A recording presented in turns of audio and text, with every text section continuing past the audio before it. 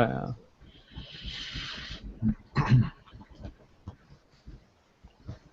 is going to be a distraction. Okay, I can. And I have a very small part anyway, so it's.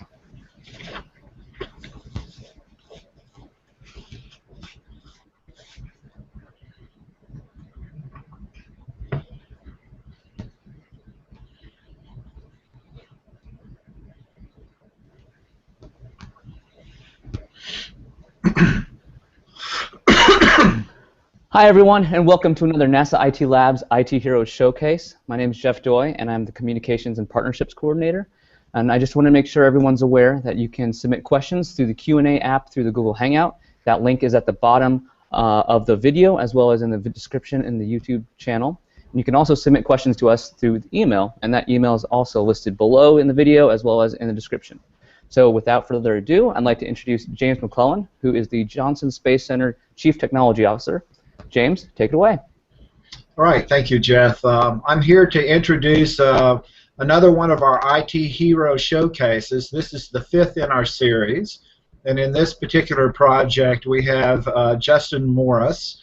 He is from NASA's Independent Verification and Validation Program, working at the Goddard Space Flight Center. His project champion is Keith Keller, the CTO at Goddard.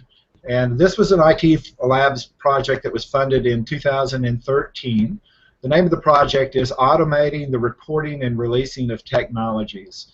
And the project phase that this is an idea or an issue. We actually have 3 different categories: ideas, proofs of concepts, and prototyping. So this is the first phase project that we have. And the purpose of it is of this automating and reporting and releasing technologies, and we tag the acronym there ARRT, is to perform an assessment of the current NASA technology reporting and release processes and provide recommendations on a more effective and efficient means for the NASA employees to report, share, and attain technologies that may benefit their individual programs and or missions. The assessment focused on the existing software release processes and associated systems. Processes that can be automated were documented, and any notable enhancements and observations were captured during the process.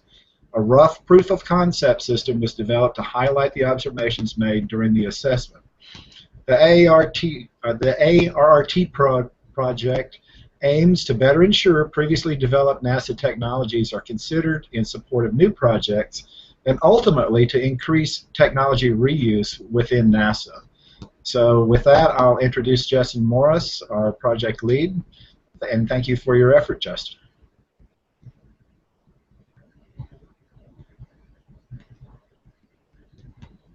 So now I'll go in. I would like to go through the automating the reporting and releasing of technologies project. There were 2 primary objectives to this project. We had the idea that there's really no good way to gain insight into the technologies available across the agency. So the first objective was to try to increase the awareness of these technologies for computer engineers, scientists, and really NASA's workforce. The second problem was we noticed when you report technologies, and then also when those technologies are released, we saw that there was some room for automation. So we wanted to look at the processes that are associated with reporting and releasing technologies within the agency, and find a way to improve these and potentially automate them. So at the end of the idea phase project, our objective was to come up with a set of observations and recommendations based on our research, as well as develop a rough proof of concept system to demonstrate what we found during the research. So this illustration basically is aimed to capture NASA's technology reporting and release process. So generally you have an idea or an innovation that someone has, generally basically becomes a technology, such as software, a device, or a process. From this point on, in this process, it's reported via the new technology reporting within the agency.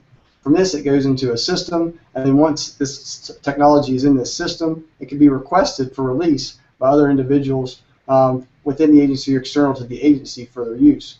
So the 2 areas that we wanted to look at was, one is this new technology reporting the process and any associated systems that supported the process, and then also at the tail end, look at when the technology is requested and released to folks, assess those processes that are associated with the release process, as well as any underlying tools.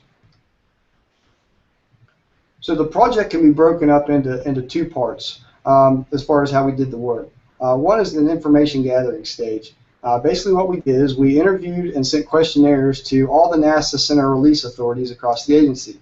We reviewed any pertinent documentation, and we interviewed any of the relevant systems that either supported the release process or the technology reporting process, or that had information on NASA-developed technologies. From this, we basically made a set of observations and recommendations, and this is basically the meat of what's in our final report. The second thing we did was develop a proof of concept system. The reason we did this is because we wanted to have a nice way to communicate to the folks that we were interviewing what we were seeing versus just have the paper document. Basically to have a better representation of the observations and recommendations that we made in our report. This also helped us more fully understand the requirements, so if a system was actually implemented like this, we would have a better idea of what it would take to do that. Finally, the one thing that this system does, since it is very early, it looked to just identify high-value use cases that we found during the research phase. So if you look at the results of what was found during the information gathering stage, they're really broken up into two parts. First, the technology reporting and release process. We had a series of 4 major observations that were identified in the report.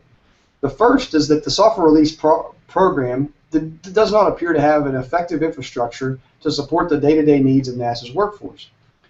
Basically, as a computer engineer or somebody within NASA, it's very difficult to gain insight into all the technologies that are available that have been developed already, so that I could or someone could reuse them.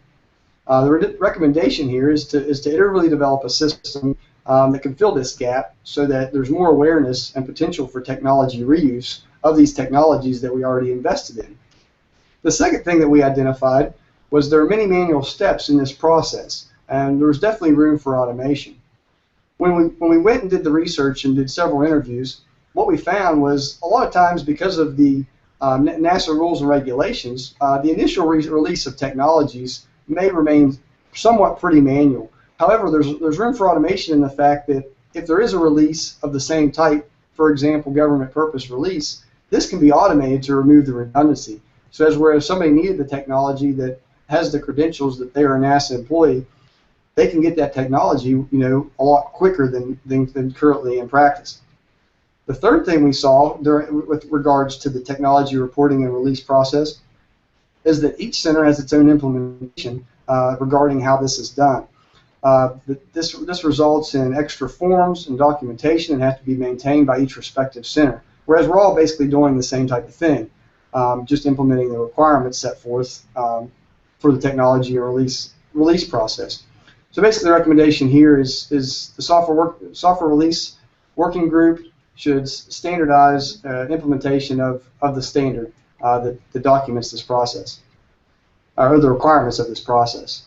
And then finally, the process, one of the low-hanging fruit things that we identified during the interviews was there's no software release. The software release process does not incorporate digital signatures, and this is something that could be implemented into a system to allow for digital signatures to be implemented, and this would reduce the turnaround time of releasing technologies to others. The second set of observations that we identified basically was just the fact of technology awareness. There's 4 observations here that we capture. First, there is no unique searchable mechanism for NASA employees to gain insight into previously and currently developed technologies. And this really, just like I said earlier, reduces the likelihood of technology reuse. So the recommendation, as you can see, is just to set up a location where this can be searched, and you can find technologies that you're interested in and be able to search on keywords and so forth. The second observation is there are many ongoing efforts that seem to understand this problem, and it's documented in several places. But all the systems that are dealing with solving the problem, there's very little interconnections. These efforts also really don't appear to be focusing on really getting technologies that are developed for NASA circulated through NASA. So basically the recommendation, as you see, is to have a focused effort on technology research reuse within the agency. The third note here is, as we searched as far as the available technologies, if you go on the technology.nasa.gov website, there, at the time of this research in 2013, there was 298 technologies listed here. But if we did a call and looked at the software inventory report from headquarters, it reports 863 technologies. So this gap here identifies that there's a large set of technologies that there's not a lot of information out there on. So, you know, the recommendation is to try to, this basically, the recommendation or slash note here that's worth making is, you know, this identifies or reassures that there is a need to pass on information on these technologies to NASA employees. The fourth and final finding or observation in this area is that there's a large concern that many of these technologies go unreported and get distributed between the groups without going through these processes. This was pretty much out of scope for our efforts in improving these things, but we wanted to capture this for completeness. But there could be, if these things were implemented and it is easier to report and release technologies, it would become easier for folks to initially report these to begin with. So to highlight the proof of concept system, what we did in the second phase, or second part of this work, was to develop this lightweight proof of concept system, really to more fully understand the requirements of a system like this. Also to more understand the level of effort. So what we did is with this system was we identified three of the high value use cases identified in the findings we just discussed. First is wanted to demonstrate the ability to search across any available NASA technologies. Second, we wanted to demonstrate the ability to semi-automate the release process. And third, we wanted to demonstrate a customizable user interface based on user type. So, for example, if I'm a user of a technology or a potential user of a technology, my interface would potentially display the types of technologies that I'm interested in, popular requested technologies, and so forth. So here is just for the proof of concept system, we leveraged a commercial product and made changes to it. And you can see some of the displays or screenshots here. On the top left, you can get a feel for a software release authority, the type of views they would have as far as all the technologies in the system, the technologies for the respective center, and then also any releases that are assigned to that individual. On the right, you can see a typical form for if somebody wants to complete the release process, if they're going to approve a release within the system. And then on the bottom, you have a couple different forms. The bottom left is a system dashboard. Whereas you can see popular technologies if you're a general user, and also any technology requests that were made by the particular user as well. And then the bottom right just shows a general form as far as what type of information will be captured in the system. So just to conclude, the phase 1 objectives was during the idea phase. It was an initial idea that was submitted just to look at the new technology and reporting and release process. From that, we identified a core set of observations that I covered in the 2 tables and recommendations based on this research. We also developed a prototype system to demonstrate the high-value use cases found from the research. More information is also on the IT Labs website as far as the final report and the final presentation. At this time, I'd like to ask if there's any questions on the material that was just presented. All right, looks like we have some time, Justin, if you want to run through the demo. Okay, sure.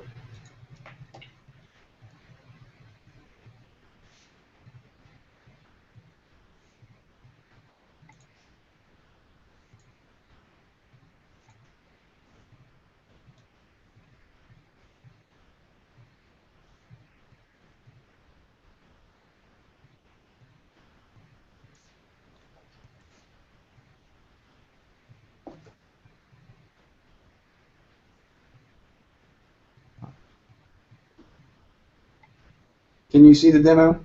I cannot. Let's see.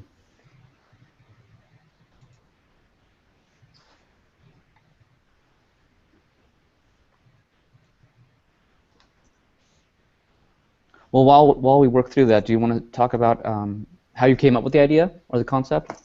Yeah, I think you could see it now. It was just there, but The idea was basically the team that I lead is developing and acquiring simulators for the spacecrafts or missions that are supported by the IV&V program. And for example, when we were developing a simulator for the Global Precipitation Measurement Project, we were looking for the available simulators and technologies that were already available. And there's really no easy way. There was no easy way for us to real quickly, or any system for us to go out and say, what technologies or software are associated with this project, other than searching through, the technology calls that are made to headquarters. There was just no easy way to get insight into what these systems entailed and what the associated software simulators within them contained. So this basically where the idea stemmed was, trying to solve a problem, or noticing there was a problem with the technology awareness in respect to the projects we're working on. Great, thanks. Yeah, I'm still not showing it on our end. Yeah. You should be able to see there it it is. now. There it is. Got it. So this is just a quick video of the prototype system. Typical to any website, you generally have a username and a password. From this, it's credential based. So this is for example, a typical NASA employee logging into the system. On the left, you'll see basically a dashboard view where you contain popular technology in the system. On the right, any release requests made by the individual, and at the bottom, any saved queries that you have. This system was built off a commercial product, like I said. If you're familiar with Atlassian's Jira, and modifications were made to that. It's very searchable because it's already built-in functionality for items that's entered into the system. So you can search if you're interested in simulators, and technologies are found. The results in this example are shown on the left, with information and detailed information in the center. You can also filter based on more specific information. So for example, if we were looking for technology that originated from a particular center, we could quickly find information that originated from Goddard Space Flight Center in this example.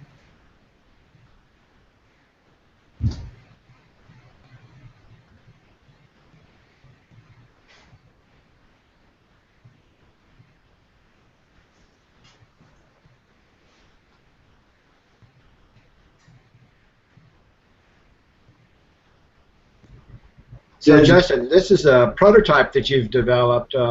What are the next stages? Is this something that you're going to leave up and running, or are you looking to put it back into a future IT labs call to further develop it, or what's your next steps? Yeah, the next steps would be to submit this as part of the next the next IT labs call. Also, as far as the proposed work for the next step for this effort would be to look into more details as far as all the systems that support the technology reporting and release process, to understand all the interactions, how you would get data in and out of these systems, and how they work together or could work together, and determine whether a system like a new system would be required, or we could leverage the functionality in the existing systems. This prototype really just provides a nice way to talk about requirements, rapid prototype, your ideas, and get those in front of potential users and customers of this technology. You can see here is someone has requested a release of a product. The system, the prototype keeps track of what release requests were made. This is really nice because it's a real clean way to see if we have a technology, how many times it's been requested, how many times it's been released, and who has that technology. So now it's showing a second case, whereas you have a release authority that comes in. They have a different look than a typical user. They're going to care more about all the technologies that are out there as far as numbers, which technologies are within their respective center, and also what are popular release technologies as far as what technologies are really getting distributed versus which are not. So it can help them gauge their conversations and so forth about the technologies within their center. You can also see, any up above it showed any requests, and then here's that need reviewed by the release authority.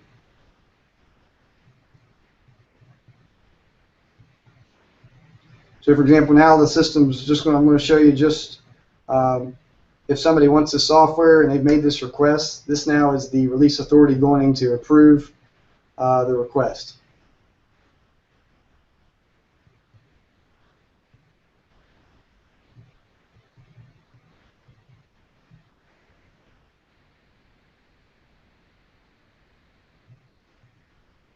So if you notice in this example, what I'll show here in a second is the first person going into the system is going to request a software application, for example, for U.S. government purposes. And they have to do a manual approval. So what you'll see here in a second is basically once that release has been done for U.S. government purposes, if a second user would come into the system, the process of releasing that software would be completely automated because all the checks and balances for the same type of request type would be the same. So we basically said, based on our research, that this could be a completely automated step. So if somebody could have software within the same business day with this type of system. So that's what this is going to show now. The other nice thing with something like this is, at least with technology and then software specifically, is that these systems could be hooked into build servers, CBS systems, and configuration management systems, source control systems for code, and folks could actually work together collaboratively and also have a front end to look at the details and the data associated with the technologies. So Justin, as kind of the flip side of the coin, if they didn't have this automated process, what is a relative ballpark figure of how long it takes to get something released in today's manual system?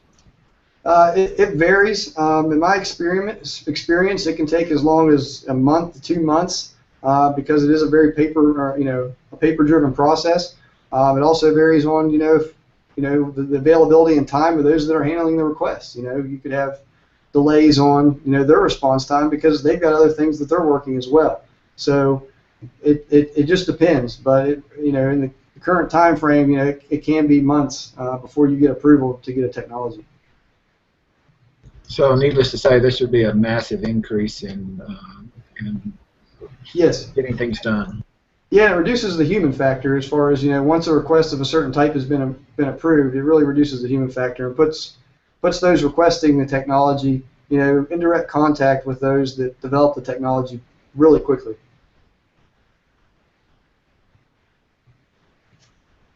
So that concludes the demonstration as far as the prototype system. Are there any other questions? I think we're just about out of time. So thank you. Thank you. Thank you so much, Justin, for your time and for presenting with us and sharing with us your great research. And want to thank you from IT Labs for all that. So everyone out there, thank you for your time and have a good day. Bye. Thank you. Have a nice day.